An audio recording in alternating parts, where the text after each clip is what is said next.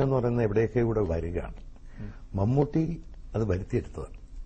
മമ്മൂട്ടിയുടെ പരിമിതികളെക്കുറിച്ച് ഏറ്റവും കൂടുതൽ അറിയാവുന്ന ഒരാൾ മമ്മൂട്ടി തന്നെ. மம்முட்டி மோகன்லால் இவங்க 2 பேரோட நடிப்புல உங்களுக்கு யாரோட நடிப்பு அதிகம் பிடிக்கும்? மோகன்லால் சாரோட படங்கள் பார்க்கும்போது ஒரு மியூசிக் மாதிரியே இருக்கும். அவரோட பாடி லாங்குவேஜ், அவரோட விரல்கள் பேசும், கட்டவரல் பேசும், ஒரு நக்கிள்ஸ் பேசும், எல்போ பேசும், ഡയലോഗ് മാറിയ അവരുടെ ബോഡി ലാംഗ്വേജും അഴകാ இருக்கும். വളരെ അടുത്ത് ബന്ധപ്പെട്ടിട്ടുള്ള ആളുകളാണ് മമ്മൂട്ടിയും മോഹൻലാലും. ഈ നടന്മാരെന്ന നിലയിൽ താങ്കൾ ഇവരെ രണ്ടുപേരെയും കൂടെ തുലനം ചെയ്താൽ ആർക്കായിരിക്കും അഭിനയത്തിന്റെ കാര്യത്തിൽ തികവ്? ഒരു ആക്ടർ എന്നുള്ള നിലയിൽ മമ്മൂട്ടിക്ക് പല ലിമിറ്റേഷൻസും ഉണ്ട്, ഇല്ലെന്ന് പറഞ്ഞ കാര്യമൊന്നുമില്ല.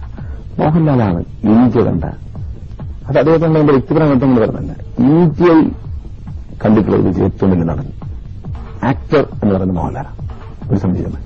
മോഹൻലാലിന്റെ കൺപീലികളും നഖത്തിന്റെ അറ്റം പോലും അഭിനയിക്കും.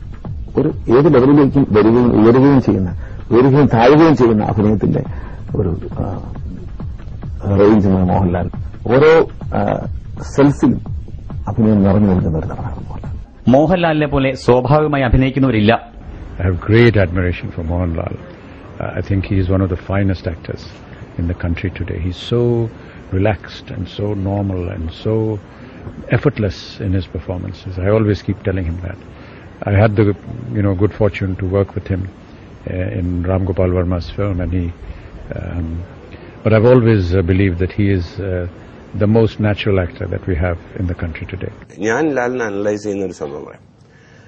ഞാൻ ആരോടും പറയും ഇതിനെക്കാട്ടിലും നല്ലൊരു ആക്ടറായിട്ട് എന്റെ ജീവിതത്തിൽ വർക്ക് ചെയ്തിട്ടില്ല. ആൻഡ് എന്റെ അടുത്ത് ചോദിക്കുകയാണെങ്കിൽ ഇന്ത്യയിലെ ഏറ്റവും നല്ല ആക്ടറാണെന്ന് എന്നോട് ചോദിച്ചാൽ ഞാൻ ഡെഫിനറ്റ്ലി മോഹൻലാലാണെന്ന് മാത്രമേ പറയുള്ളൂ. കാര്യം അതെന്റെ ഒരു വിശ്വാസമാണ്. കാര്യം ഞാൻ എന്റെ മുമ്പിൽ തെളിയിക്കപ്പെട്ടിട്ടുണ്ട് പലപ്പോഴും, അതുകൊണ്ട് ഞാൻ വിശ്വസിക്കുന്നതാണ്.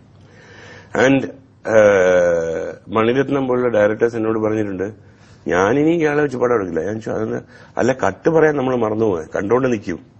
ഒരു ഡയറക്ടർ എന്നുള്ള പൊസിഷൻ വിട്ടുപോകുന്നു. ഹൗ ഡിഡ് യു മാനേജ് എന്നുള്ള ചോദിച്ചിട്ടുണ്ട്. So definitely is a great actor.